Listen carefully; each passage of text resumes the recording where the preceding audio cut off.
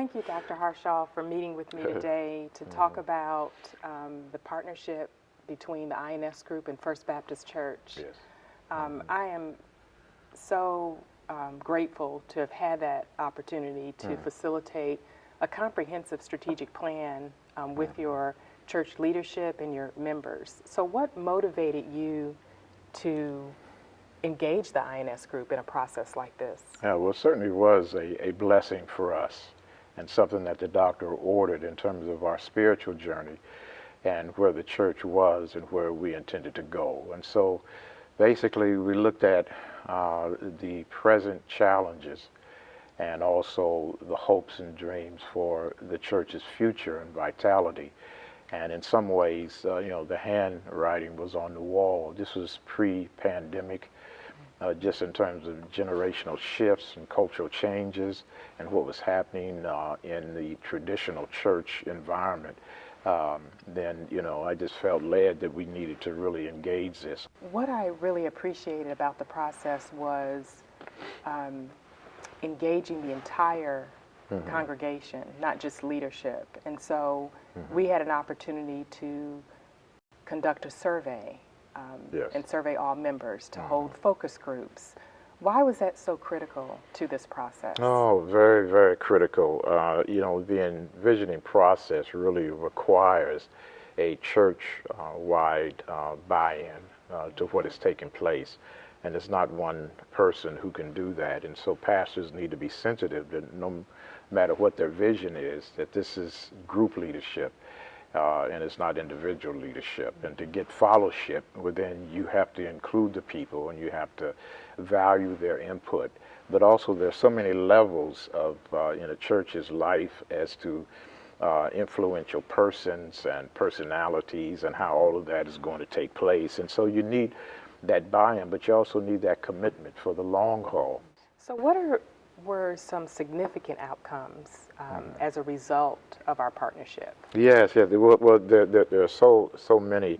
One was the fact that so many members were engaged in the process, and you had persons with skill level and heart for mission and engagement in the church who would sit on the sidelines now were called forth to participate.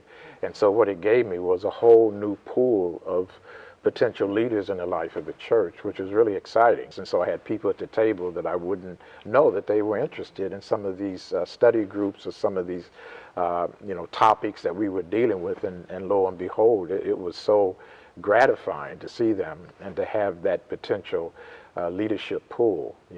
So it was really great. Yeah. So it helped with this sense of the common mission statement and vision, of the church, and to have people engaged in that and raising some of the same questions. And what we discovered was that most of us had the same concerns about the church's present and future, and that was really great.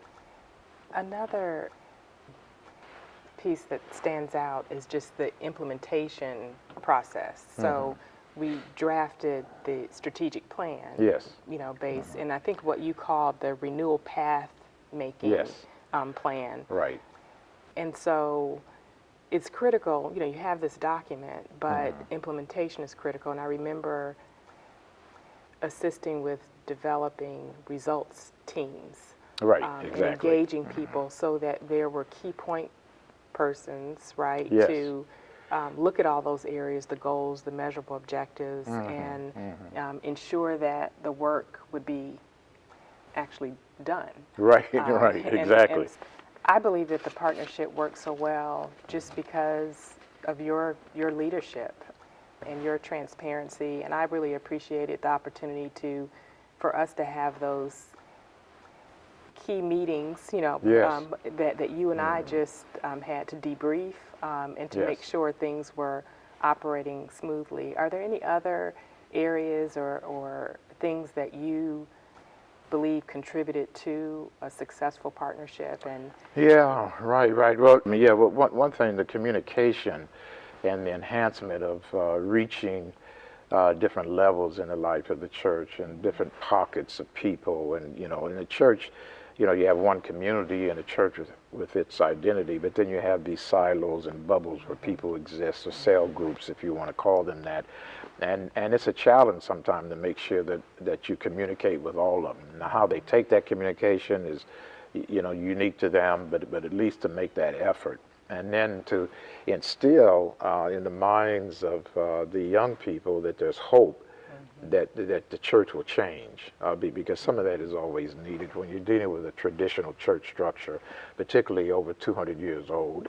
So what are your thoughts about the future of First Baptist Church? Yes. It's a very good question, and I believe that the future is related to the church fully embracing this work that was done with this path-making, strategic planning, and visioning process, to review it and really to commit to it and use it as a guide, a map, moving forward. I think that is really critical. What are some recommendations you can share with other faith-based institutions, other churches? Yes. You know, based on this, our experience and beyond. Yeah, well, there are 5 things, Ruth, that really came to mind. And the first, and particularly the context of what our unique, you know, church identity is, but I would say most Christian churches, and that is to pray and to plan, you know, for an extensive envisioning process that really is strategic and not, I mean, it can't be something that's done overnight. It has to be really, really serious. So the praying and the planning is first. Second is the sharing of the need and the vision with trusted and dedicated leaders in the life of the church. And some of those leaders now are people with titles and people without titles.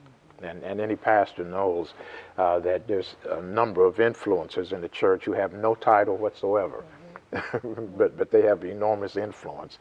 And then, you know, again, you know, the communication at various levels that has to be often, that has to be consistent with the congregation at large, and it to involve a variety of voices and methods to communicate, particularly when you're talking about change, which is a bad word in some churches. And then a third, you know, and we've already said this, it sounds redundant, but you have to be intentional and then carefully choose the right resource for the unique context of your own congregation and your own church, and that is you. So it was very key who came into this role and how they were able to manage that, and you did it with A+ results. Thank you. And then fourth, it really needs to be about a budget. You have to put the money to the task, and that really spells priority and importance, you see, because you can talk about this. This is not based on volunteerism. There has to be a budget line item. You have to put money there. You have to hire people with a decent compensation package in order to really bring in the best, which we felt that, you know, that we did. And then fifth, you know, you have to organize a preparatory prayer ministry for this. And this is, you know, First Baptist, one of our key items in terms of our kingdom building is the prayer ministry and what it means. And so you need to plan that in prayer groups, teaching, so that faith is a key part, and then asking God for help and enlightenment is really key to really achieving what we had. And it was a phenomenal experience. It was great, and I just hope churches will take advantage of the skill level that you bring and allow you to guide them and lead them, because I predict that in the future, strategic planning like this, like you led us through, is going to be a normal way of churches to meet their vision and to be fulfilled and have vital life. Awesome. Thank you so much for sharing those 5 recommendations or best practices. And thank you, Dr. Harshaw, for partnering with the INS group. It was pure joy working with you. So thank you. I'm delighted.